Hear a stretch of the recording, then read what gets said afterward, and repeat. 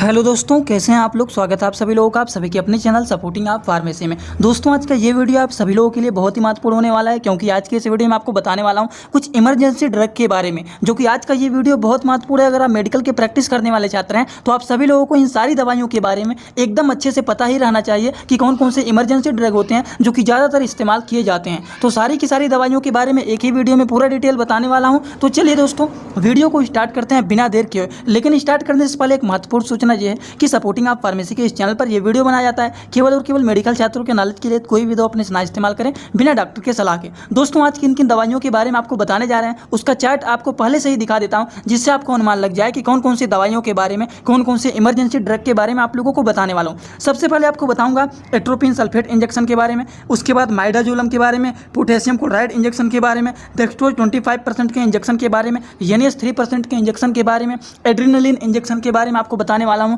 उसके बाद प्रोपोल इंजेक्शन के बारे में बताने वाला हूं, विटामिन के इंजेक्शन के बारे में बताने वाला हूं, एविल इंजेक्शन के बारे में बताने वाला हूं, ट्रेनेक्समिक एसिड, मैनिटोल, डोपामिन, इसी तरह से बहुत सारी अलग अलग प्रकार के इमरजेंसी ड्रग के बारे में आप लोगों को सारी की सारी जानकारी एक ही वीडियो में पूरा का पूरा डिटेल यहाँ पर आपको बताने वाला हूँ। तो आज का वीडियो महत्वपूर्ण है, कोशिश करना कि एक बार इस वीडियो को पूरा जरूर देख लेना और अपने सारे के सारे मेडिकल दोस्तों के पास भी इस वीडियो को भी शेयर करना।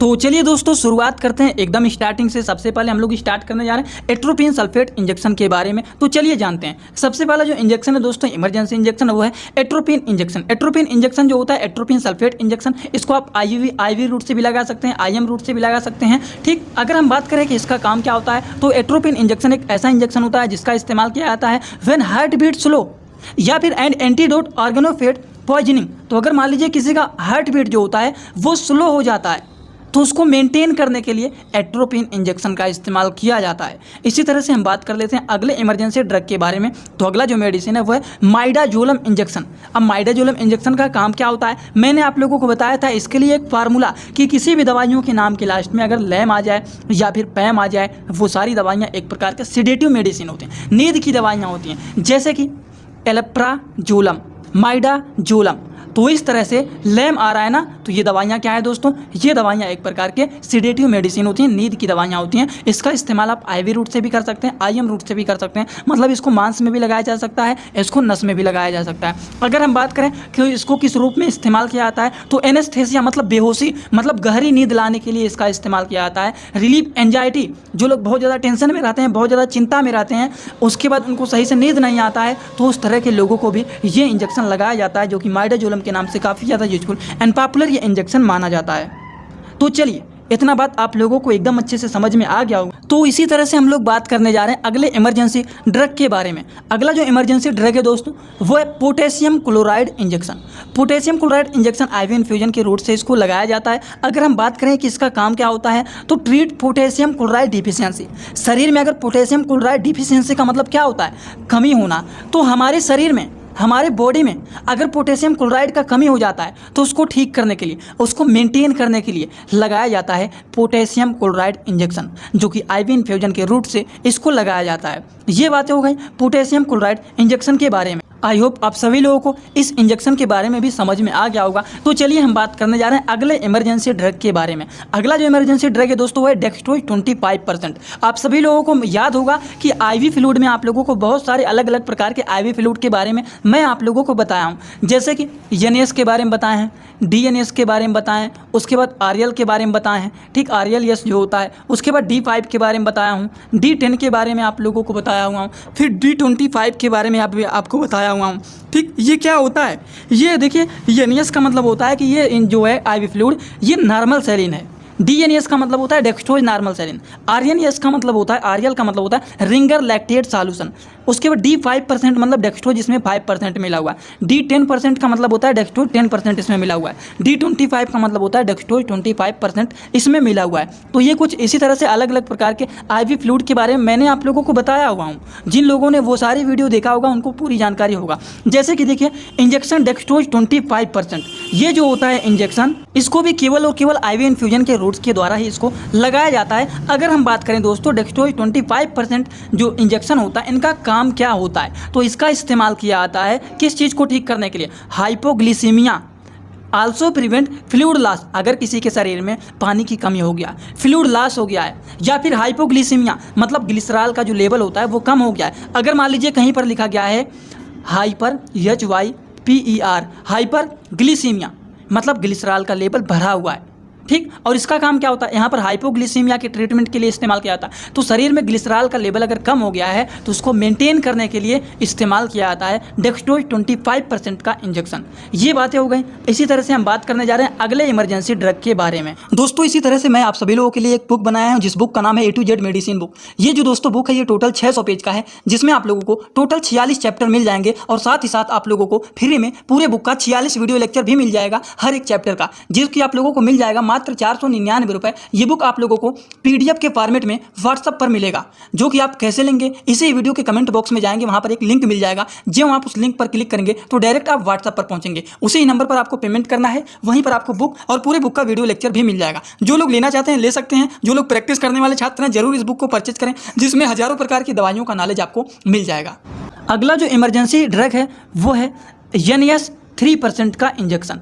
अब NS का मतलब क्या होता है, NS का मतलब होता है नॉर्मल सैलिन। अब ये देखिए NS 3% का जो इंजेक्शन होता है इसको केवल और केवल IV इन्फ्यूजन के रूट से ही लगाया जाता है। अगर हम बात करें इनका काम क्या होता है तो शॉर्ट टर्म ट्रीटमेंट होता है फ्लूइड को रिप्लेसमेंट के लिए और डिहाइड्रेशन के ट्रीटमेंट के लिए।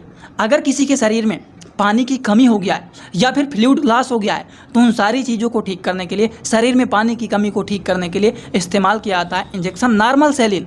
समझ में आ गया ना आप लोगों को। अब शरीर में पानी का कमी हो गया है तो अगर आप NS लगवा लेते हैं, नॉर्मल सैलिन का इंजेक्शन लगवा लेते हैं, तो क्या आपके शरीर में हमेशा के लिए पानी की कमी ठीक हो जाएगा? अब आप कभी भी पानी नहीं पिएंगे? तो ये शॉर्ट टर्म ट्रीटमेंट होता है कि अभी पी लेते हैं तो सब नॉर्मल हो जाएगा। अब आगे से आपको मेंटेन रखना है ये सारी चीज़ों को, पानी को नॉर्मली पीते रहना है। समझ में आ गया ना आप लोगों को। तो ये बातें हो गई इंजेक्शन NS 3% के बारे में। इसी तरह से अगला जो इंजेक्शन है वो इमरजेंसी ड्रग है वो है एड्रेनलिन इंजेक्शन। अब एड्रेनलिन इंजेक्शन का काम क्या होता है, इसको डाइल्यूशन के बाद लगाया जाता है। IM रूट से भी लगा सकते हैं, IV रूट से भी लगा सकते हैं, SC से भी आप लगा सकते हैं। अब देखिए दोस्तों एड्रेनलिन इंजेक्शन का काम क्या होता है, तो अगर मान लीजिए किसी को बहुत ज़्यादा एलर्जी हो गया है, जिसको सेवर एलर्जी बोलते हैं, तो उस तरह के एलर्जी को ठीक करने के लिए या फिर कार्डियक अरेस्ट हो गया है तो इन सारी चीज़ों को ठीक करने के लिए, एलर्जी अगर किसी को बहुत ज़्यादा हो गया है तो उस केसेस में एड्रेनलिन इंजेक्शन का इस्तेमाल किया जाता है, जो कि खतरनाक एलर्जी को ठीक करने के लिए एड्रेनलिन इंजेक्शन ही इस्तेमाल किया जाता है और इसीलिए इसको इमरजेंसी ड्रग में डाला गया है एड्रेनलिन इंजेक्शन को। ये बातें समझ में आ गया ना आप लोगों को। तो चलिए कुछ और भी इमरजेंसी ड्रग के बारे में बात कर लेते हैं। जैसे कि अगला जो इमरजेंसी ड्रग है वो है प्रोपोफोल इंजेक्शन। अब ये प्रोपोफोल इंजेक्शन क्या है, इसका काम क्या होता है? सबसे पहली बात, प्रोपोफोल इंजेक्शन को IV रूट से लगाया जाता है, इंट्रावेनस रूट से इसको नस में लगाया जाता है। अब बात करते हैं इनका काम क्या होता है, तो इसको नस में लगाया जाता है। इसी तरह से दोस्तों हम बात करें इसका काम क्या होता है, तो इसका काम होता है देखिए जनरल एनेस्थेसिया के रूप में सर्जरी के दौरान, सर्जरी के लिए इसका इस्तेमाल किया जाता है। जैसे कि मान लीजिए किसी का सर्जरी होने जा रहा है तो पेशेंट को बेहोश कर दिया जाता है, नींद मिला दिया जाता है, जिससे उसको कोई भी दिक्कत ना हो, तो इसके रूप में इसका इस्तेमाल किया जाता है, या फिर कह सकते हैं मेडिकल प्रोसीजर के रूप में इसका इस्तेमाल किया जाता है प्रोपोफोल इंजेक्शन का। ये बातें हो गई। इसी तरह से हम बात करने जा रहे हैं कुछ और भी इमरजेंसी ड्रग के बारे में। जैसे कि अगला जो मेडिसिन है वो है vitamin K injection. Vitamin K injection जो होता है इसको IV रूट से भी लगा सकते हैं, IM रूट से भी इसको लगा सकते हैं। इसका काम क्या होता है, ब्लड क्लॉटिंग प्रॉब्लम, अगर मान लीजिए रक्त का थक्का जम जाता है, ब्लड जम जाता है, तो उसको ठीक करने के लिए इस्तेमाल किया जाता है विटामिन K इंजेक्शन, जो कि काफ़ी ज़्यादा यूजफुल एंड पॉपुलर इंजेक्शन माना जाता है, जो कि ज़्यादातर इसको IV रूट से ही लगाया जाता है, नस में ही इसको लगाया जाता है। ये बातें हो गई विटामिन K इंजेक्शन के बारे में। इसी तरह से दोस्तों कुछ और भी इंजेक्शन होते हैं, जैसे कि अगला जो इंजेक्शन है वो एविल इंजेक्शन। ये भी एक प्रकार का इमरजेंसी ड्रग होता है, एविल इंजेक्शन, जिसको भी आप IM रूट से भी लगा सकते हैं, IV रूट से भी लगा सकते हैं, जिसका काम होता है एलर्जी को ठीक करना। ये एक प्रकार का दोस्तों एलर्जिक मेडिसिन होता है, जो कि एलर्जिक रिएक्शन को ठीक करने के लिए यूजफुल ये माना जाता है। ये बातें हो गई एविल इंजेक्शन, जो कि एलर्जिक को ठीक करने के लिए दिया जाता है, और एविल का मेडिसिन भी आता है, जो कि एक प्रकार का एंटी एलर्जिक मेडिसिन होता है। इसी तरह से कुछ और भी हम लोग बात करने जा रहे हैं इमरजेंसी ड्रग के बारे में। तो ये जो इंजेक्शन है अगला दोस्तों जो कि इमरजेंसी ड्रग माना जाता है, ये है ट्रेनेक्समिक एसिड इंजेक्शन। अब देखिए ये ट्रेनेक्समिक एसिड इंजेक्शन जो होता है ये क्या होता है, पहली बात तो इसको IV रूट से लगाया जाता है। दूसरी बात इसका काम क्या होता है, इसका काम होता है अगर मान लीजिए किसी को बहुत ज़्यादा ब्लीडिंग हो रहा है तो उस ब्लीडिंग को कंट्रोल करने के लिए, उसको ठीक करने के लिए इस्तेमाल किया जाता है ट्रेनेक्समिक एसिड इंजेक्शन का। समझ में आ गया ना आप लोगों को कि ट्रांसमिक एसिड इंजेक्शन का क्या काम होता है। तो ये भी बातें आई होप आप सभी लोगों को समझ में आ गया होगा। तो चलिए इसी तरह से हम बात करते जा रहे हैं अगले इमरजेंसी ड्रग के बारे में।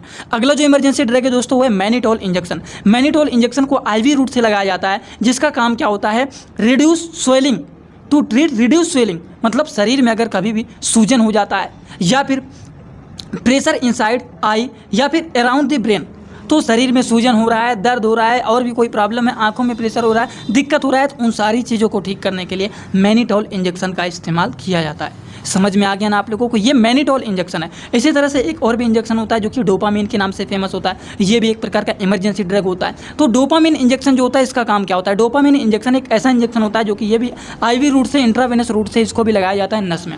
अगर हम बात करें इसका काम क्या होता है, तो लो ब्लड प्रेशर को ठीक करने के लिए, caused by the heart attack. अब मान लीजिए ब्लड प्रेशर लो हो गया जिसकी वजह से हार्ट अटैक या फिर ट्रोमा या फिर शॉक, तो ये सारी प्रॉब्लम को ठीक करने के लिए डोपामिन इंजेक्शन का इस्तेमाल किया जाता है। हार्ट अटैक हो गया, लो ब्लड प्रेशर हो गया, ट्रोमा हो गया, शॉक हो गया, तो इन सारी चीज़ों के केसेस में इस्तेमाल किया जाता है डोपामिन इंजेक्शन का। आई होप आप सभी लोगों को ये छोटी छोटी जितनी सारी इमरजेंसी ड्रग के बारे में आपको बताया हूँ, ये सारी की सारी बात एकदम अच्छे से आप लोगों को समझ में आया होगा। और अगर आप लोगों को ये सारी बात एकदम अच्छे से समझ में आया होगा तो सभी लोग कमेंट बॉक्स में आइए और अपना फीडबैक जरूर दीजिए कि आज का वीडियो आप लोगों को कैसा लगा। समझ में आया हो तो भी बताइए, ना समझ में आया हो तो भी बताइए। जाने से पहले एक बात और बता देता हूँ, जो लोग हमसे इंस्टाग्राम में जुड़ना चाहते हैं वो लोग भी जुड़ सकते हैं। जुड़ने के लिए दोस्तों सर्च करिए सपोर्टिंग आप फार्मेसी, जो चैनल का पूरा नाम है। सर्च करते ही आपको चैनल मिल जाएगा, आप लोग हमें वहाँ पर फॉलो करके और आप सभी लोग हमसे वहाँ पर जुड़ सकते हैं। तो चलिए दोस्तों आज का वीडियो यहीं पर होता है complete. Thanks for watching video, like comment share and subscribe.